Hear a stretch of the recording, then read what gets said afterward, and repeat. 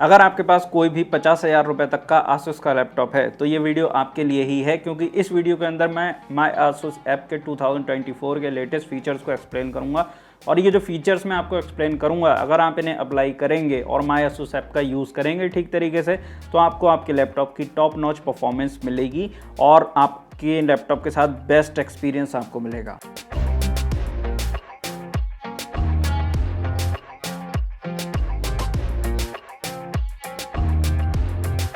ये है guys my Asus app. ये जो है होम सेक्शन है इस ऐप का। यहाँ आप देख सकते हैं सिस्टम इन्फो आपको सारा दिख जाएगा। सिस्टम इन्फो पे मैंने क्लिक किया, लोड हो रहा है। इसके बाद सारा सिस्टम इन्फो आपको यहाँ नज़र आएगा, जो भी कुछ इस सिस्टम की स्पेसिफिकेशन है। इसके बाद यहाँ पर है प्रोडक्ट रजिस्ट्रेशन पेज। इस पर क्लिक करने के बाद आप डिटेल्स फिल करके प्रोडक्ट रजिस्टर कर सकते हैं, मतलब लैपटॉप रजिस्टर कर सकते हैं अपना। याद रखिएगा एक ऐसी ही मेल आई डी इसमें डालिएगा जो कि आपकी mail ID permanent mail ID हो, या फिर ऐसी मेल आईडी हो जिसे आप फ्यूचर में कभी बंद ना करें, ठीक है। ऐसी वाली मेल आईडी इसके अंदर आप डालिएगा। बाकी यहाँ पर battery percentage, CPU load, memory, hard disk, इस पे सारा ही नॉर्मल सी चीज़ें हैं, ज़्यादा कुछ नहीं है। अब देखिए जो मैं फीचर्स आपको एक्सप्लेन कर रहा हूँ ये ज़्यादा डिटेल वाले फीचर्स हैं जो इस सॉफ्टवेयर के अंदर आपको समझना ज़रूरी है। देखिए सबसे पहले मिल जाता है हमें battery care mode. Battery care mode में क्या है और ये कैसे काम करता है सब बताता हूँ। देखिए पहले यहाँ पे 3 ऑप्शन मिला करते थे जिसे हम जानते थे आसूस बैटरी हेल्थ चार्जिंग के नाम से, लेकिन यहाँ पे ये डिफरेंस आया है। अब ये हो गया है बैटरी केयर मोड। तो सबसे पहला जो बटन है इसके अंदर, ये क्या करेगा, अगर इसे आप इनेबल कर दोगे तो ये आपकी बैटरी 80% तक ही चार्ज होगी।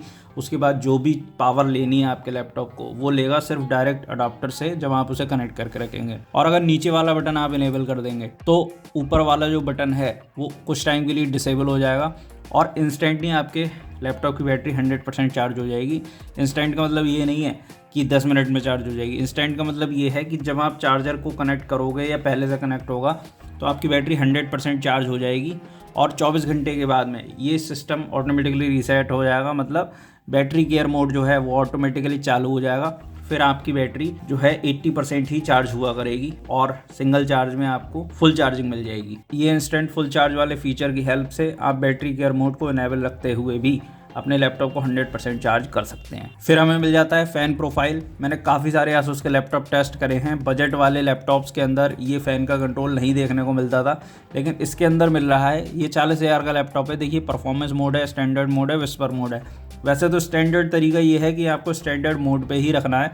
इससे क्या होगा कि फ़ैन की स्पीड, जब लैपटॉप को ज़रूरत होगी फ़ैन की स्पीड ज़्यादा की वो ज़्यादा कर लेगा, जब ज़रूरत होगी कम की वो कम कर लेगा। देखिए लैपटॉप के कीबोर्ड में आप फंक्शन प्लस F की प्रेस करेंगे तो ये मोड ऑटोमेटिकली चेंज होंगे। तो शॉर्टकट भी है फंक्शन प्लस F दबा के आप यहाँ से खुद से कस्टमाइज़ कर सकते हैं कि आपको फ़ैन की स्पीड क्या रखनी है। फिर यहाँ पर ऑडियो एंड विजुअल वाला एक ऑप्शन मिल जाता है। इन वाले लैपटॉप के अंदर इंट्रोड्यूस किया गया है AI नॉइज़ कैंसलेशन। तो यहाँ पे जो माइक्रोफोन है वो भी AI नॉइज़ कैंसलेशन वाला है, और जो आवाज़ आएगी इस लैपटॉप से मतलब स्पीकर से वो भी AI नॉइज़ कैंसलेशन के थ्रू आएगी। तो यहाँ पे आप देख सकते हैं 3-4 तरीके के फीचर्स हैं। फिलहाल देखिए AI नॉइज़ कैंसलिंग माइक्रोफोन के अंदर हमारा रियल टेक, मतलब जो लैपटॉप के अंदर एरे वाले माइक है ना यहाँ पे होते हैं, वही सेलेक्टेड है, तो उन्हीं को फिलहाल ये फिल्टर करेगा। सबसे पहला मोड है 360 रिकॉर्डिंग मोड वाला। 360 रिकॉर्डिंग मोड में क्या होता है कि सराउंडिंग में जितनी भी आवाज़ें होती हैं, मतलब किसी भी कोने से आप बोलेंगे लैपटॉप आपका कैप्चर करेगा और आपकी वॉइस को फिल्टर करेगा। इसमें भी जो एम्बिएंट नॉइस होता है, जो सराउंडिंग का नॉइस होता है, उसको कम कर दिया जाता है और लैपटॉप के किसी भी साइड से आप बोलेंगे लैपटॉप आपका कैप्चर करेगा। डायरेक्शनल रिकॉर्डिंग मोड का मतलब ये होता है कि ये सिर्फ और सिर्फ सामने से आपकी ऑडियो को रिकॉर्ड करेगा। अगर आप लैपटॉप के सामने बैठ के बात करेंगे आपकी ये ऑडियो को रिकॉर्ड करेगा और सराउंडिंग से जितनी भी आवाज़ें आ रही होंगी उनको सबको कैंसिल कर देगा। यही होता है नॉइज़ कैंसलेशन। तीसरा जो ऑप्शन है ऑथेंटिक रिकॉर्डिंग का है। इसके अंदर कोई भी नॉइज़ कैंसलेशन वाला फ़िल्टर अप्लाई नहीं होगा। डायरेक्ट आपका जो माइक कैप्चर करेगा ना, डायरेक्ट जो ऑडियो आ रही होगी सराउंडिंग में जो नॉइस होगा, आपकी जो आवाज़ होगी एज इट इज़ रहेगी, कुछ भी ये छेड़ेगा नहीं। यहाँ ये वाला जो मोड आप देख रहे हैं सिंगल प्रेजेंटर मोड, इसके अंदर क्या होता है, जब आप लैपटॉप के सामने बैठे होंगे, कोई मीटिंग में हैं, कहीं पे हैं, आप वीडियो कॉल कर रहे हैं, कुछ भी कर रहे हैं, तो ये सिर्फ और सिर्फ सिंगल प्रेजेंटर मोड का मतलब ये होता है कि सिर्फ एक ही बंदे की ये ऑडियो को फिल्टर करेगा और नॉइज़ तो बिल्कुल आने नहीं देगा, क्योंकि AI नॉइज़ कैंसलिंग मतलब भी इसका ये है। तो अगर एक बंदा बैठ के कहीं पे कोई प्रेजेंटेशन दे रहा है, कुछ दे रहा है, तो सिंगल प्रेजेंटर मोड को रखिएगा। और मल्टी प्रेजेंटर मोड जब आप रखेंगे तो अगर कई सारे बंदे लैपटॉप पे बैठे हुए बात कर रहे हैं एक टीम की फॉर्म में, 4 बंदे 5 बंदे, तो ये क्या करेगा, सबकी ऑडियो को रिकॉग्नाइज करेगा, तो सबकी आवाज़ को एक एक करके फिल्टर करेगा, नॉइस इसमें भी नहीं आने देगा और सबकी आवाज़ों को पहचान भी लेगा। जो वॉइस आइडेंटिफिकेशन वाला है, इसका मतलब ये है कि अगर आप इसे सेटअप कर देंगे तो ये सिर्फ और सिर्फ आपकी आवाज़ को ही फिल्टर करेगा, आसपास के जितने लोग कुछ भी बोलते रहें उनकी आवाज़ को फिल्टर नहीं करेगा। तो बेसिकली यहाँ पे इस AI का मतलब यही है कि ये आर्टिफिशियली समझ सकता है कि आप बोल रहे हैं, आपका कोई दोस्त बोल रहा है, आपका कोई टीममेट बोल रहा है, सब कुछ। इसके अंदर AI नॉइस कैंसिलेशन स्पीकर भी दिया हुआ है, जैसे मैंने आपको बताया। तो इसका मतलब मुझे लगता है यही होगा कि जब आप वीडियो कॉल पे बात कर रहे होंगे या फिर कोई मीटिंग अटेंड कर रहे होंगे, तो दूसरी पार्टी की जो आवाज़ है जो स्पीकर्स के थ्रू आने वाली है आपकी तरफ, वो फिल्टर होकर के आएगी। तो उसके अंदर जो है स्पीच रिकॉग्निशन ही लेगा ये, बाकी जितनी भी बातें हैं या जितना भी नॉइस है वो ये कैंसिल कर देगा। ऑटोमेटिकली दूसरी पार्टी की वॉइस आपको बिल्कुल क्लियर सुनाई देगी। इसके अंदर साउंड मोड भी मिल जाते हैं। ये साउंड मोड के थ्रू आप जो है एक टाइप का इक्वलाइज़र बोल लो आपसे, डिफ़ॉल्ट वाला। तो म्यूज़िक के लिए आप यहाँ पे सेलेक्ट कर सकते हो, गेम के लिए कर सकते हो, मूवी के लिए कर सकते हो, वॉइस के लिए कर सकते हो। तो इससे क्या होगा, आपका एक्सपीरियंस एनहेंस होगा। ये सब कुछ आप अपने आप पढ़ लेना कि म्यूज़िक में ये क्या क्या चेंजेस करेगा, किस किस आवाज़ को फ़िल्टर करेगा और किसको नहीं करेगा, और किस तरह से आपके सामने प्रोड्यूस करेगा। गेम के अंदर आप देख लेना, मूवी के अंदर देख लेना, वॉइस के अंदर। मूवी के अंदर बेसिकली ये होता है कि जो भी डायलॉग्स होते हैं उनको ये बहुत ज़्यादा क्लियर करके बताता है। वॉइस के अंदर किसी बंदे की आवाज़ है तो उसको ठीक से ये एनहेंस करेगा। एंड गेम के अंदर क्या होता है, जो फुट स्टेप्स होते हैं या दूसरे एनिमीज़ की जो आवाज़ें होती हैं या वो जो ज़रूरी आवाज़ें होती हैं गेम के अंदर, उनको ये आपको सुनने के लिए अच्छी आवाज़ को बनाएगा। गेम के अंदर अलग अलग साइड से आवाज़ें आती हैं ना, कोई एनिमी राइट से आता है, कोई लेफ्ट से आता है, कोई आगे से आता है, कोई ऊपर से, कोई नीचे से। तो ये डायरेक्शन के हिसाब से जो है आपको ऑडियो बढ़िया करके प्रोड्यूस करेगा। वॉल्यूम बूस्टर जो ऑप्शन है, इसे अगर आप इनेबल करके रखेंगे तो आप अपने लैपटॉप के स्पीकर के अंदर कुछ भी सुन रहे हो, चाहे कोई मूवी देख रहे हो, चाहे कुछ भी देख रहे हो, सबका ऑडियो एनहेंस हो जाएगा। और ये इंश्योर करेगा कि ऑडियो जो है वो लाउड ही रहे, जिससे कि आप हर एक आवाज़ को अच्छे तरीके से सुन पाएँ और कहीं पर भी आपको कोई कमी ना लगे। ये एक मोड मिल जाता है, ये स्क्रीन को कॉन्फ़िगर करने के लिए है। नॉर्मल मोड में रखेंगे नॉर्मल रहेगी स्क्रीन बिल्कुल, विविड में रखेंगे तो कलर्स काफ़ी बूस्ट होकर के एनहेंस होके आएंगे, जैसे सैमसंग के फ़ोन्स के अंदर आते हैं। आपको पता होना चाहिए कि सैमसंग के फ़ोन के अंदर जो डिस्प्ले होती है हमें सबसे अच्छी लगती है। क्यों? क्योंकि वो कलर्स को बहुत अच्छे तरीके से ऑप्टिमाइज़ करता है। मैनुअल पे अगर आप रखेंगे तो आप अपने हिसाब से इसको कूलर या वार्मर सेट कर सकते हैं। अगर आपको ज़्यादा कूलर डिस्प्ले पसंद है तो आप यहाँ पे कूल बार पे सेलेक्ट कर सकते हैं, एंड वार्मर डिस्प्ले पसंद है तो यहाँ पे कर सकते हैं आप। और आई केयर मोड के अंदर आपको थोड़ा सा आई पे स्ट्रेन कम पड़ेगा।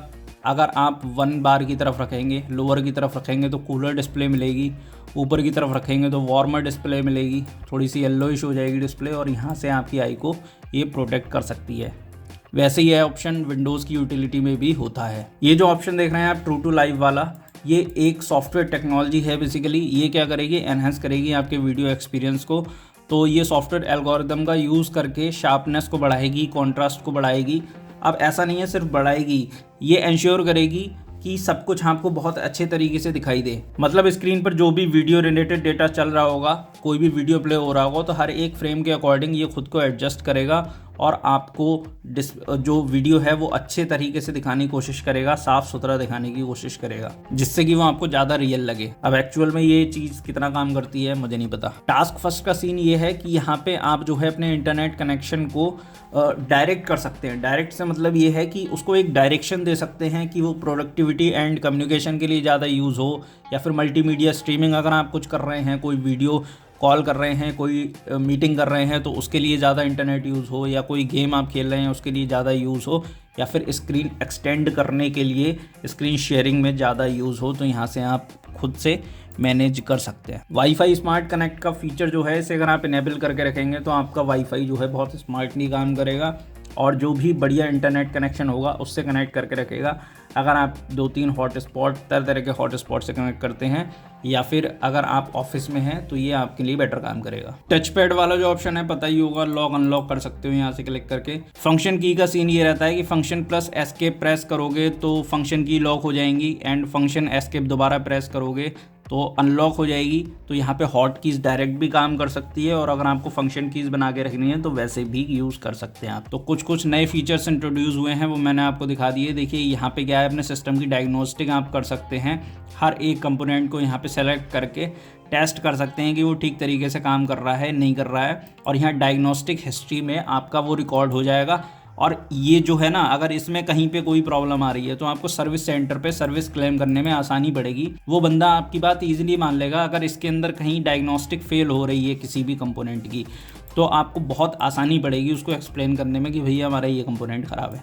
ये जो है सिस्टम अपडेट वाला बटन है, यहाँ पे आपको ज़रूरी अपडेट्स दिखाई दिया करेंगी इस लैपटॉप से रिलेटेड। जिन लोगों के लैपटॉप के अंदर भी माय आसूस काम करता है उनके लिए काम का फीचर है। यहाँ से अपडेट हिस्ट्री आपको मिलेगी, जो भी अपडेट होंगी वो यहाँ दिखेंगी। बाकी चीज़ें आप खुद से एक्सप्लोर कर लेना और ज़्यादा कुछ नहीं है एक्सप्लेन करने के लिए। तो यही थे गाइज वो सारे ज़रूरी फीचर्स जो मुझे आपको बताने थे इस माय आसूस ऐप के अंदर।